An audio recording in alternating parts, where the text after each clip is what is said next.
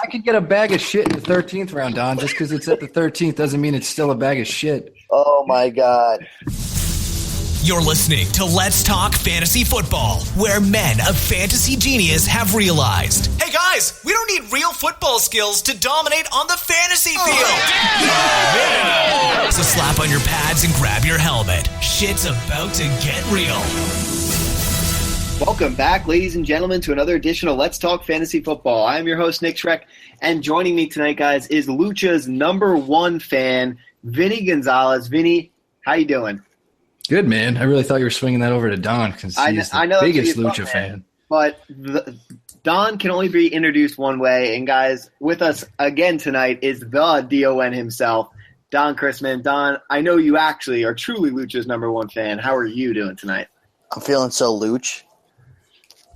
He's feeling Luch, which means he's going to have a ton of great fantasy advice coming at you guys. He's been tweeting back and forth with Lucha, and he's excited to put some spins on stuff for you tonight. But before we jump into things, guys, we want to give a shout-out to Vupiq. You can play fantasy football live while watching the game on TV. It's going to come to you guys starting this preseason, so as you watch these NFL games, you can literally play live fantasy football. Guys, tonight's podcast, we're going to jump into some news from the last time we've been on. So some of it may be a little old to you. It's new to us, and we're going to talk about some ADPs once again and kind of tie them into news and who we love, who we don't, and we're going to be all over the place, but that is the beauty of talking fantasy football. So, guys, without further ado, here's kind of a dud, but we'll start with running back Carlos Williams. He's been suspended indefinitely. I think it's safe to say his career is over. Most likely. Yeah. Pretty much done, right? Yeah. Indefinite suspension's pretty much that. So, sorry, Carlos, but have fun in retirement or whatever you're doing. What is this for drugs again? Yeah, I think so. Honestly, I don't even know what it was. I just saw it. Substance abuse for a third time. Goodness gracious. Yep, 3 strikes and you're out, and we're not even playing baseball here, Carlos. So you got to get your shit together. Let's talk about guys. Let's talk about the Redskins because there's a lot of news coming out, and I know Don, you were pretty excited about this pre-podcast as we were getting ready. According to CSN Mid-Atlantic's Rich Tandler, he said he believes Jamison Crowder will definitely be targeted more than Terrell Pryor. So obviously big things there for Crowder. We're expecting big things for the Redskins as a whole. How does this make you feel? What do you expect here?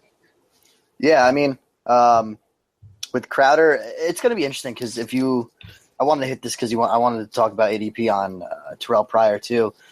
I think that could be the case early, just like last year where Crowder started off really hot and then kind of fizzles down.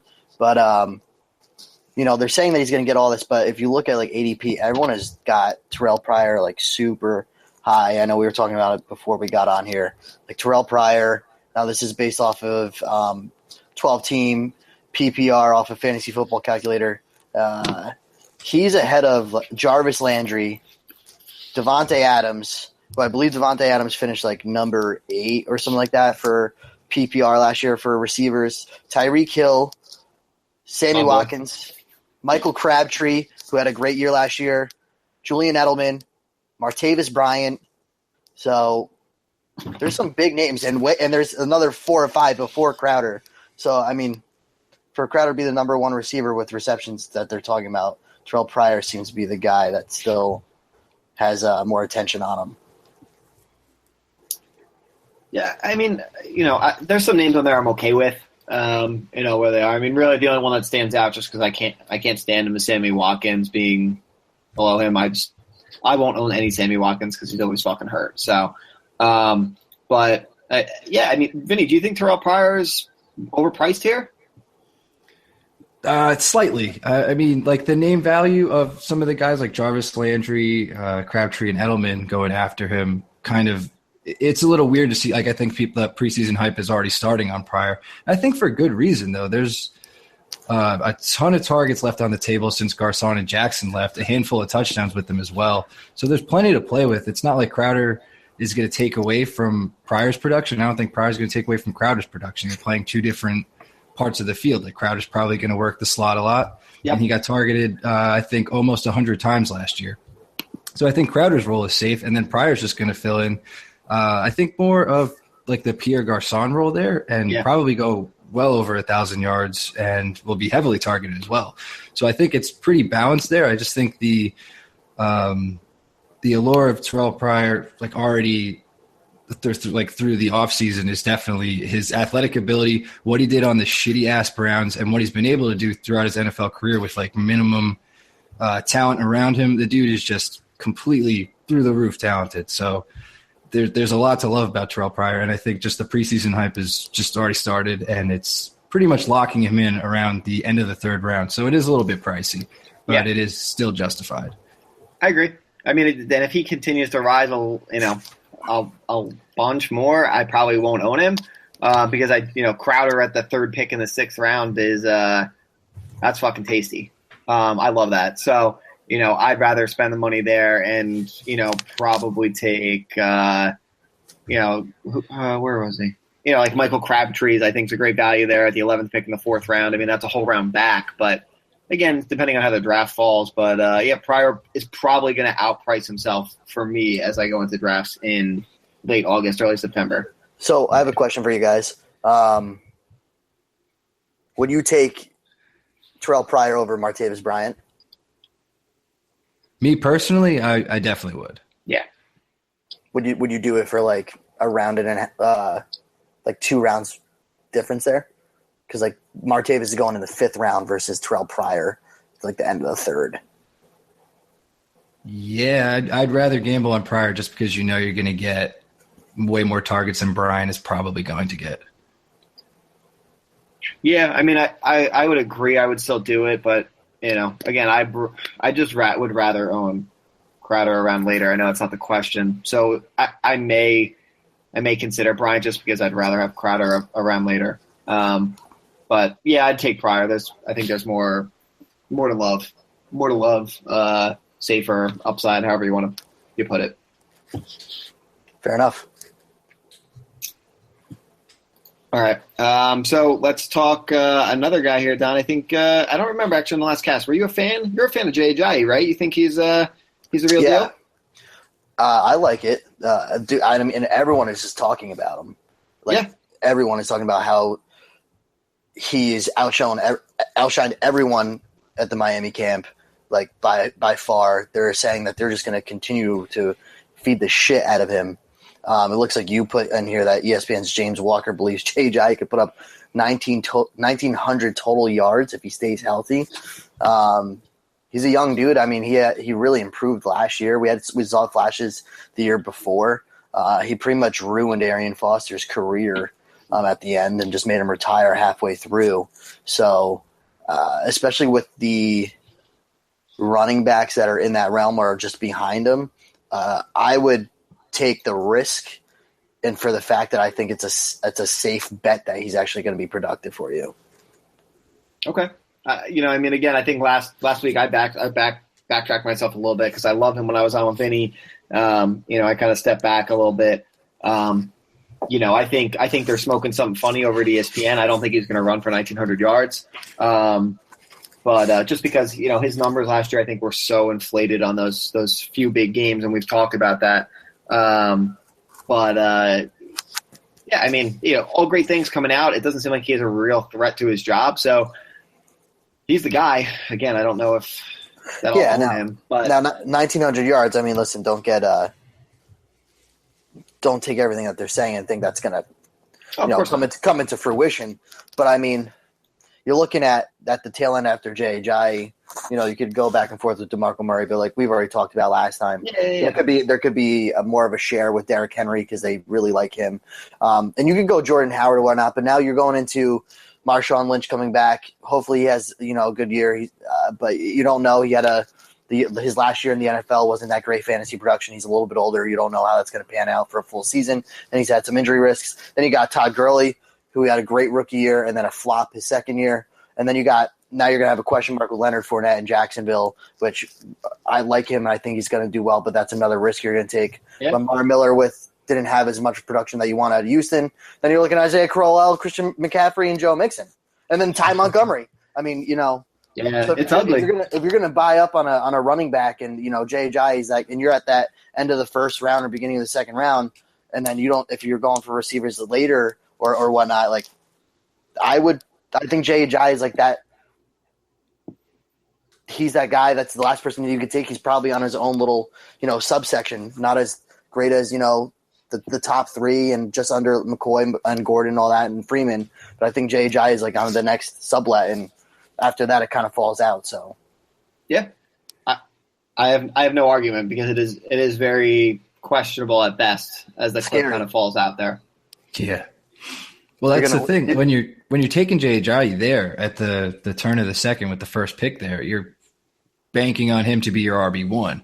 Yep. I would think as long as you didn't take an RB like maybe Lane Shady at the end of the first or something like that. But you're putting a lot of stock into it. And I guess at worst, since they're promising him all this work, he'll be like a high to mid RB2 at the very worst. So I guess like Don was listing all the guys that are going after him. It's not the worst thing in the world, but it's also still scary just because you have to put so much stock into something that might not be totally realized yet. Yes, 100%. 100%. Yeah, I mean, you just put all the rest of those running backs after you put them in like a little lucha ring and let them all like lucha out and all that. So that would be a battle royal, Don. Yeah, it's like total lucha stuff.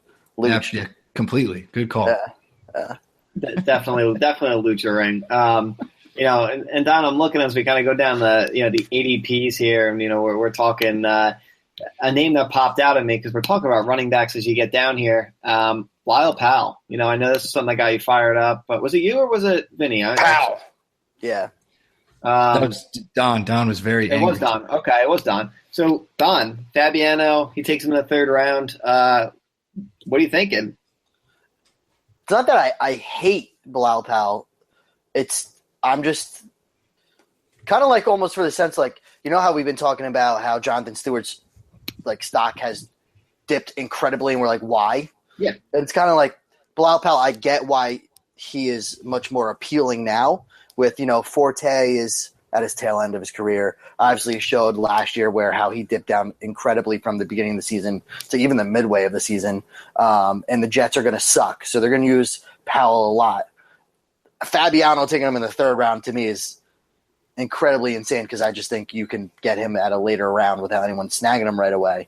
But so I think that's kind of stupid. Now I think he's going to have a lot of value and probably you're going to have some good production out of him. But a third round pick from Fabiano, that blew my mind. I kind of want to talk about it, but you do see, his ADP, he's rising obviously. So for good reason. But I mean, what do you guys think his actual potential will be? And do you think where he is now, like I'm okay with the sixth round, but obviously I am not okay with like a end of the third round pick for him. Yeah, the third round's fucking nuts. Horrible. Yeah. I'm on board with you, Don, 100% here. There's a lot to love about him, but not in the third round. I love his price now. I'm trying to pull up the stat I had before. It said, and this is actually Fabiano put it out there. He said Powell was targeted 4 or fewer times in 10 of 16 games last season, and he still finished with 58 catches. Pretty good, said his tweet. Super accurate, but not enough to justify a third round price. Sixth round, sign me up. Great value. I'll take him. Yeah, I guess. I don't know. Don, after you freaked out about that, I started looking up Powell's stats and everything like that. He was not even great last year. Like when the Jets were falling apart, I'm expecting they're going to be even worse this year. But that's true. He only finished as a top 25 RB 5 times last year. 2 of those were against the 2 worst run defenses in the 49ers and the Browns. Not that impressive at all. And I don't trust what the fuck, like, because there's rumors that they're trying to tank the season so they get the first round pick. I don't like anything about them. Their O-line is awful. The quarterback situation is terrible with Hackenberg, McCown, Bryce Petty. It's just disgusting. Someone's going to have to get him the ball if you're banking on him catching some stuff. And we've overestimated how pass catching backs will do on bad teams like Duke Johnson. We just bank on them having like bailing out the quarterback with catches, but they're just on bad teams, and it's just going to be a disaster on the offense. I'm unfortunately still somewhat bought into the sentiment of, and despite being wrong multiple times in the past, as we always are, about the pass catching backs kind of bailing them out because the Jets, they're going to be bad, 100%. There's no question about it. And they lost Decker, who we'll talk about in a minute, Marshall. So realistically, there's really no legit threat on that offense as a whole. Yeah. So, I'm hoping that they will feed Powell because they see at least he's somewhat valuable. Again, unfortunately, the Jets may have some games where they throw for 60 yards in a game.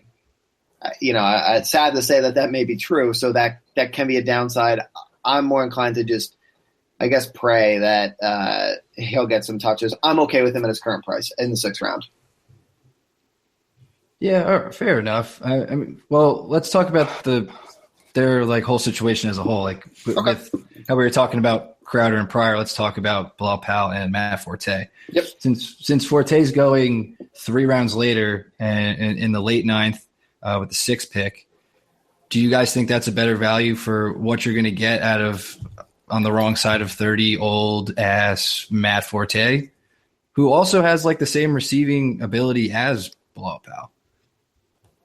Yeah, I'm probably going to try staying away from Forte. Standards for Forte last year, but he ended up landing, I think, in the 6th round for us. We're in a 10-team league, so that's a little bit different. It's not a 12-team league, but the value was there. And it worked out for the beginning, but then it really just became a hassle at the midway point with Forte, and I'm hoping maybe he'll have a good game, or maybe they'll even, they took him out half the time at midway through, or they weren't just giving him the ball. So now that he's another year in, he's really getting to the tail end. He's on a really bad team and a bad offense. I wouldn't even touch Forte. Yeah, I'm probably going to pass on Forte as well. You could argue, again, he's the better value. He's the late pick. Purely because of it, it felt like he looks old. Not that I'm in a position to say call anybody old and not great on the football field, but the Jets are going to be bad. I just, I don't know. I think Forte is he'll be involved. I'd rather invest in Powell. Again, it may be some blind faith here in the Jets, which is never a good thing for anybody to have. There's just no reason for just with their situation as a team. There's just no reason for him to be this workhorse out of them, even if he was a little bit younger. Because there's just no hope. I don't think they're just okay, we're just going to feed old Forte all the time now. You know what I mean? Yeah. Yeah.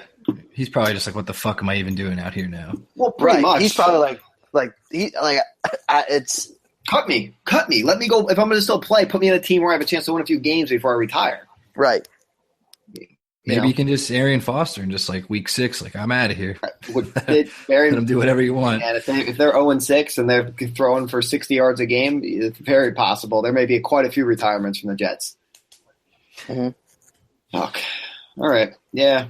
Yeah. So, what I got here too, I just wanted to pull up this Fabiano. Unfortunately, I've got background stuff going on because I pulled up NFL.com. I just want to go over his roster because it's just still, I don't know why. So Fabiano went, this is now a 12-team mock draft.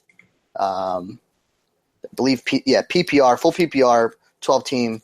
Fabiano was the 12th round pick, or 12th pick. So he was the tail end, went Devontae Freeman, which I'm fine with, and then hooked it with Jordy Nelson, which I'm still fine with.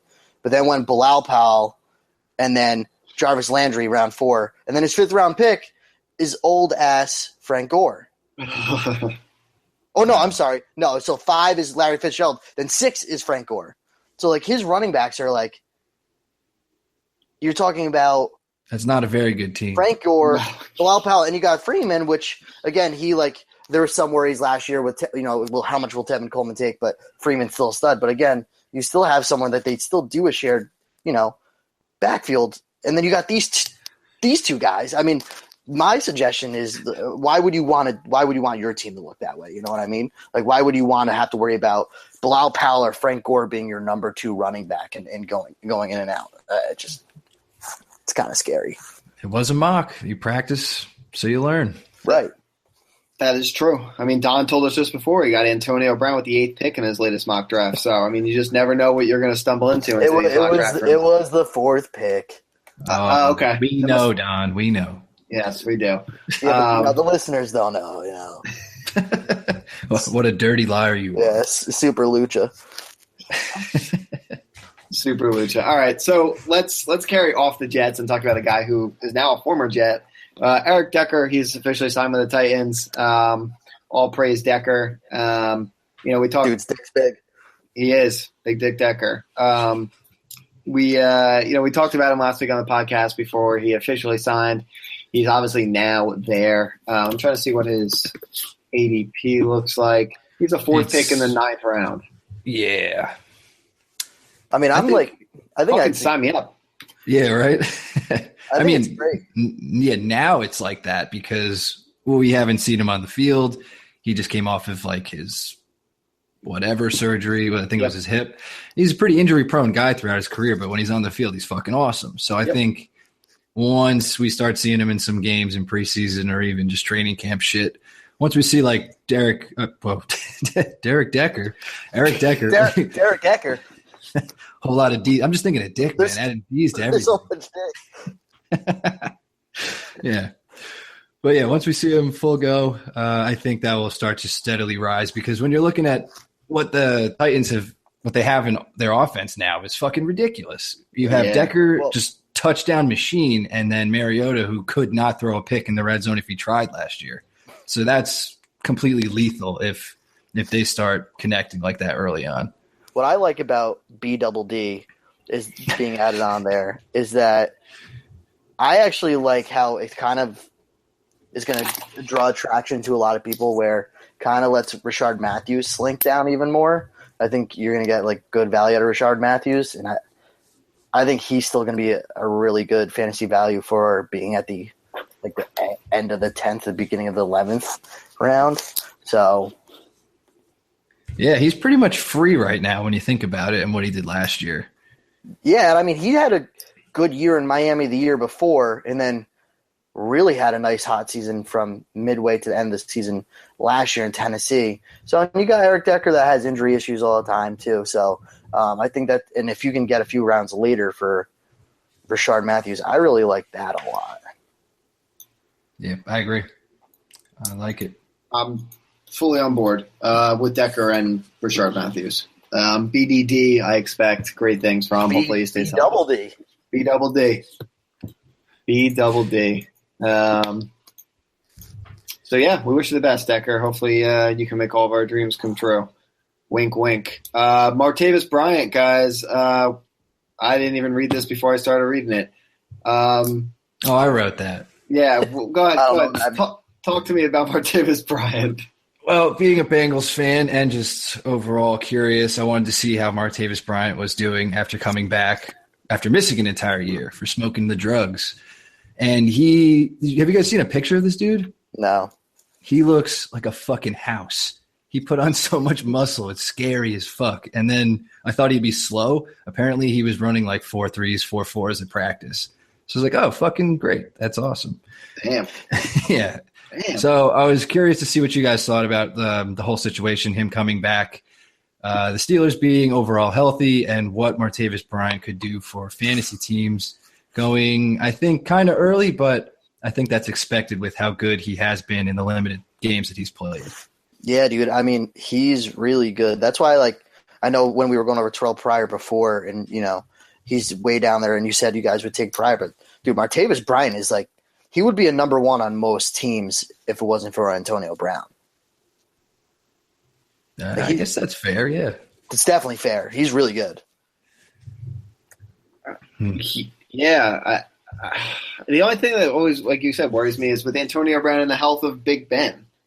But again, if we're talking about pure talent on Martavis Bryant here, it sounds like he's fast. He looks good. He's healthy. I mean, him and Eddie Lacy are on the same diet plan, and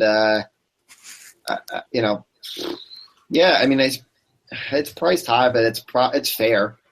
5th round, I think, is fair for his price. But Big Ben always worries me with his health. You see it again. Antonio Brown's always fine, even when Big Ben gets hurt. But he's not the same. He's not the same guy he is with Big Ben. So.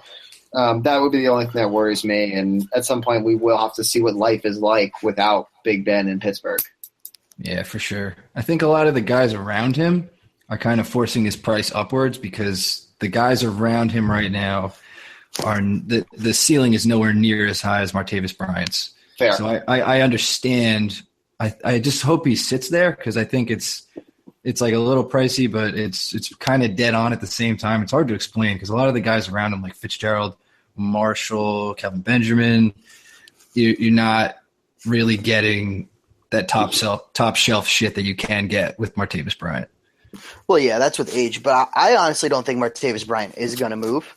I mean, because obviously a lot of people, you don't know if this guy is going to not get in trouble again. So that's why a good point. And he, again, because Antonio Brown is there, he's the number 2 receiver. He's not the number 1 receiver. So I don't think that he's going to move. But I certainly, if it's me and I'm in the 5th round and I'm trying to get a receiver, I'm taking Martavis Bryant before Golden Tate, Larry Fitzgerald. I'm maybe debate Brandon Marshall, but I don't know. But I'm really cool with that a lot. So, and I'm definitely taking him before Sammy Watkins even too. So, 100%. But Sammy Watkins is going a whole round before him. You know what I mean? So I think Martavis Bryant, if he's in the 5th round there and I'm going receiver, that's a good spot. I'll take it. Yeah. Completely fair. Got no disagreement at all. All right. So, guys, we're going to take a quick break, and then we're going to jump back into ADPs. So we do want to give a shout-out here again to Vupiq, guys. Starting this preseason, you're going to be able to play fantasy football live while watching the game on TV. We're going to have the founder of Vupiq on here for an interview in the coming weeks to tell you a little bit more about it. They still got it kind of behind closed doors, so we can't give you the scoop just quite yet. But if you go to Vupiq.com, guys, you can sign up with your email. They'll get you on the beta list. Make sure you're one of the first in the door to try Vupiq out. And, again, love to have you on board and tell them Let's Talk Fantasy Football sent you, and we'll keep things moving. But, all right, guys, we're going to open up the floor here and just start picking off names off of the ADPs here that we kind of think, again, too high, too low. We've hit some of the big ones in the past podcasts, Leonard Fournette, Christian McCaffrey, some of those guys. But are there any other names you're seeing here where you think is overpriced, underpriced, etc.? Before we get into like more ADPs, I actually have a question for you. Yeah. Now, obviously, our leagues could be a little bit different than everyone else's. Our league that we're in, we don't value quarterbacks as highly. Yep. We like to go running back, receiver heavy, and then we find value in the the 8 to 12 quarterbacks and all that, or maybe like the 6 to 10 really, because we're a 10-team league, more than we would to reach for like an Aaron Rodgers, Drew Brees. But with the way that the uncertainty and how new the running backs are, and even what we're seeing with the receiver ADP right now, do you think that overall, not just for like our league, but do you think quarterback value now starts to raise and maybe people are starting to go higher on quarterbacks because they're not just seeing the value of where these guys are landing? Like instead of, flipping a coin on Christian McCaffrey or Joe Mixon and not knowing what's going on. I don't personally, I don't think QB value changes a ton for seasoned people or people that have been playing in a league for a few years. They got a feel for who they're with. Because again, like you said, for us, we devalue QBs. There are other people that love them. If you're in a 2 QB league, you throw all this out and you need to get a QB early. For new people that are just kind of playing random leagues on ESPN, Yahoo, wherever, I think a lot of those people are more fan driven. I don't think they necessarily know the difference. A lot of people between like necessarily like Leonard Fournette and Christian McCaffrey, because if these sites are putting them as running back 15. To them, they're like, oh, well, like I like the Panthers. I'm like, yeah, he's going to be good. So that, they draft McCaffrey. But I think a lot of people trust the rankings of these big sites kind of as gospel versus thinking for themselves, kind of like as sheep. So I think they'll kind of stay valued where they are. I think there's a chance for more movement necessarily with maybe some guys in our league or in more seasoned leagues where they see that opportunity, because it's all about value again at the end of the day. So someone may say, fuck this, I'm not getting into the Marshawn Lynch, Todd Gurley, Leonard Fournette game. I'm going to wait, take a wide receiver, and then fuck it, I'm just going to get my QB out of the way now and pile up, Jamison Crowder and some of these Lyle Powell, some of these other guys late, instead of, gambling on a pickup there and taking that safer guy. That's my opinion. So this is my not an argument, but just what I've observed, right? So now I'm going to reference back to this is the NFL Fantasy 2017 Fantasy PPR mock draft that they did, full point PPR, right? Mm-hmm. Now I'm looking at let's start at round 3, and then we'll see where the first quarterback. Now who's your number one quarterback? Is it going to be Aaron? Mine's Aaron Rodgers. You guys, Aaron Rodgers. Yeah, I think Aaron Rodgers. Okay, it has to be. So let's just look at this as a sample, right? So round 3, beginning of round 3, we're looking at Brandon Cooks, which is fine, but then you got they're taking the second pick in the third round. Is you got Joe Mixon, Isaiah Crowell, then we got then Amari Cooper, but then you got Christian McCaffrey, Leonard Fournette, and then at the end of it, Fabiano takes Bilal Powell, right? So that's round 3. That's round 3. No QB is gone. Okay, fine.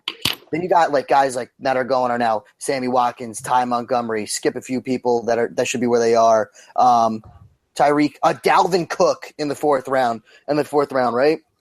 Greg Olsen, Spencer Ware, beginning of 5th round, Carlos Hyde. Let's skip Pierre Garçon in the middle of the 5th round, C.J. Anderson, Stephon Diggs.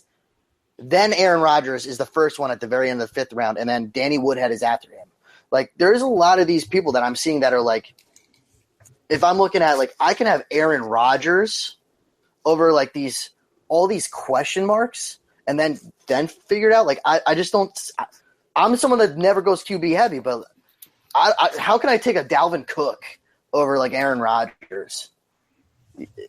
Does that make sense? It's a double-edged sword, Don. We're so cock they're an expert league, and we're in a seasoned league.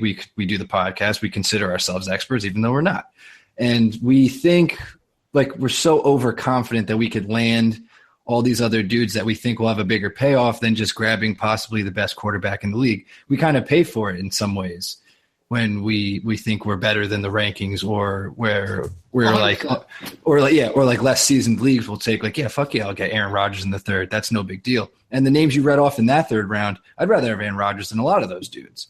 So we sometimes pay the price for getting too cute with our own rankings or who we think is going to do better, and we kind of lose sight of how we could make the best pick in the possible moment, right in the right time to get it.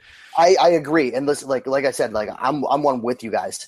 I normally don't ever go for QBs. I think last year was the first time I was you know what, let me jump on Aaron Rodgers, and it worked out. And I was in the 7th round in our league, I got Aaron Rodgers, 7th round. All right, so that's not really a reach at all, but it's too cute. There is just so much uncertainty this year with all these running backs. When you're now you're reaching for a Dalvin Cook and hoping for something like that. I just think sometimes now it's just this year is just everything is way too cute. Yeah, I think versus just going value.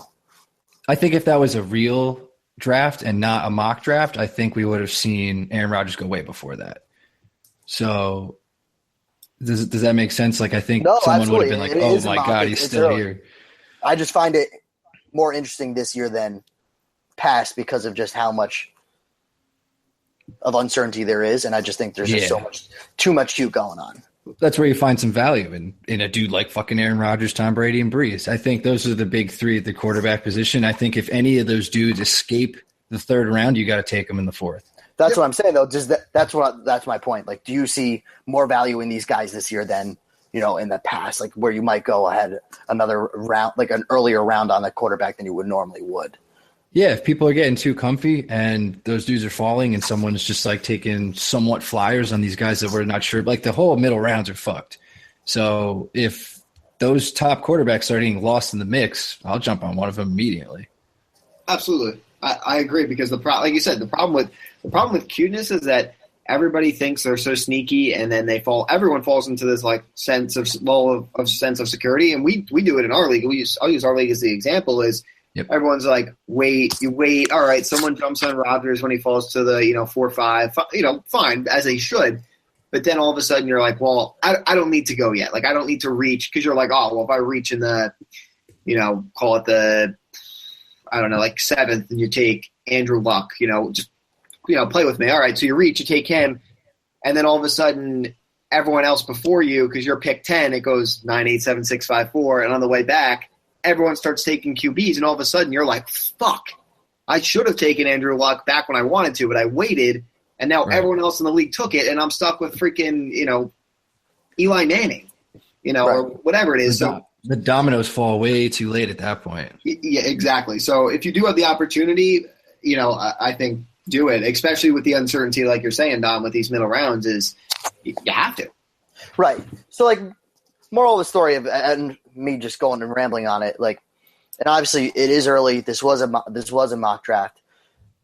Even though I have, everyone has their strategy, like, hey, I want to take a running back this round, and that's what I take. But like when you're facing a Dalvin Cook or there's like Aaron Rodgers there, when is it just like, why the fuck am I taking Dalvin Cook instead of Aaron Rodgers at this point? You know what I'm saying? Yeah, 100%. 100%. I'm with you. And that's something that, in general for you guys listening, and we'll talk about as we get closer to draft day. We kind of go into draft day advice and putting together plans, and go in with a plan, but don't fucking be married to it. You have to be able to, flex with the draft as the changes come, and we'll go into that more. But again, it's early, guys. Just get mocking as always, and we'll definitely adjust from there. Yeah.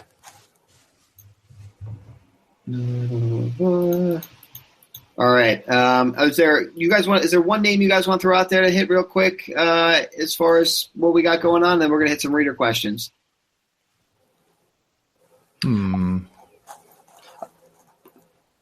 That was like my biggest strife. I didn't look at what the next one was for, ADP. Obviously, there's a lot of things that press my buttons, but I got you. All right. So let's just go here. Let's jump into reader questions, and we'll save the ADPs for the next podcast we got coming out shortly. And let's start here with question number 1. It comes from Jeremy. A few of these we've talked about, guys, previously offline, but we're going to do them on the podcast so everybody else can kind of get a feel for what's going through our heads.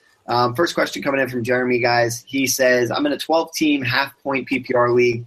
We get 2 keepers. He says, I'm keeping Jay Ajayi in the 9th. Awesome. Good job, Jeremy. He says, should I keep Doug Baldwin in the 5th or Marshawn Lynch in the 6th? Thanks. What are you guys doing? Doug Baldwin. Doug Baldwin's value is the beginning of the 3rd round in PPR, and you would get him in the 5th versus you got Marshawn Lynch, who, like I said, at the end of his career in Seattle before he retired, he was injury prone, wasn't productive. Now he's had a whole year off. You don't know what he's gonna do. Versus Doug Baldwin, you're getting him 2 rounds later than what his value is in a PPR league. So that is easily the pick I would take. Yeah, I agree. I would go Doug Baldwin. I don't have a lot of faith in Ajayi, even though if you wanted to go that route in the 9th, that's pretty cool if you want a running back for your team. But yeah, Doug Baldwin could be a top 10 wide receiver, top 15 at the worst, so I would definitely stick with that. Wait, hold on. You wouldn't have faith in Ajayi in the 9th round? No, idiot. I'm saying that's fine. I don't have faith in Ajayi this year. Just in general. But yeah, but how poorly could he perform though? Like, I know you said you don't have faith in it. This is just another thing to talk about, but I know you don't have faith in it, but you still think he's going to perform less than a 9th round value would be? Oh, shit. He said he's keeping him anyway. I misread that. Oh, yeah, all the way. Yeah, great. Keep Ajayi because you still got your 1st, 2nd round pick, 3rd round pick, whatever. So whoever's not obviously kept, you can take for value, drafted up top. If Ajayi shits the bed, oh well, you still may draft somebody else, and Ajayi could end up being your running back 3. For all we know. Dude, Ajayi's going at the end of the 1st, the beginning of the 2nd round. That's amazing. The 9th round. I agree. I have. There's no disagreement. Take Doug Baldwin. Let's go to question. I'm going to take you guys in the lucha ring, and we're going to lucha out. Man, and I'm going to wear an Ajayi jersey while I'm doing it. You're going to go down, man. You're just going to go down. I've followed blind faith like this before, Don. I've done it. It's a bad but we're talking about the 9th round. I'm just talking about Jay Ajayi. The problem isn't the 9th round value. It's Jay Ajayi himself. Yeah, but he's getting him in the 9th round. How poorly does he have to do where he wouldn't even meet your expectations of the 9th round performance? I could get a bag of shit in the 13th round, Don. Just because it's at the 13th doesn't mean it's still a bag of shit. Oh, my God. All right, question 2 comes from Jason via Instagram. He says, rate my team. So I'm just going to list off, guys, his starters. We don't know what rounds people were drafted in. So just going to give you a quick overview of the team. And, rating, it's a relative scale. I guess let's just call out what we like, what we don't like, and go from there. On the Luch scale? On the Luch scale. Okay. Drew Brees, starting quarterback. Running backs, LaShawn McCoy and Jordan Howard. Wide receivers, Michael Crabtree, Jamison Crowder. Tight end is Travis Kelce, and his flex is Leonard Fournette. I don't know how many people are in this league. Holy shit! Well, that team is pretty. Does he want us to rate the team because he's really insecure? Or does he just want to show us how big his fantasy dick is right now? A little bit of both, I guess. I didn't look at this prior. Well, your team's better than Vinny's 13th round bag of shit pick. I agree. Sure. Yeah. I mean, obviously, unless he has a bag of shit on his team and he took him in the 10th, that was a mistake. Now, do we know if this is PPR format or no? We don't. Obviously, does it matter? Well, I guess what his weakness would be is he doesn't have a top tier receiver. But overall, that's a great team. Here's his bench for you guys: is backup QB Jameis Winston, and then he's got Marshawn Lynch, Martavis Bryant, Tyreek Hill, and Jeremy Maclin. Yeah, no, that's great. Wait, how? How does he have all these people? I don't know, man. That's the screenshot that Jason sent in. So you're in comparison of BDD's real dick versus your fantasy dick on that. You're in comparison the same. So it's a good rating. Yeah, so, it's a massive dick. That's how we rate the team. nice job, Jason. You got a BFD. BFD. Question 3, guys, comes in. It says, from a 12-team league, standard keeper, they keep 4 people, 15 roster spots with 1 IR spot. So that's a lot to digest in one. But he says, I can't decide who to take for my keepers. I have David Johnson, Mike Evans, Amari Cooper, Derrick Henry, and Jordan Howard. He doesn't have his first pick in the draft. He traded it for David Johnson, so cool. And then, so he said he's obviously keeping David Johnson and Mike Evans. He's taking Amari Cooper as his third keeper. And he says, I can't decide between Howard and Henry. What are you guys doing here? Howard. Yeah, my bad. This is the one that I responded to an email not knowing that he was on the link. So I just blatantly wrote Jordan Howard and nothing hey, thanks for submitting your question. So my bad. Super informal, but Jordan Howard by far. I completely agree. I agree as well. It doesn't matter about the informality. Jordan Howard, your guy here for sure. And that's going to wrap us up here, guys, for tonight's podcast.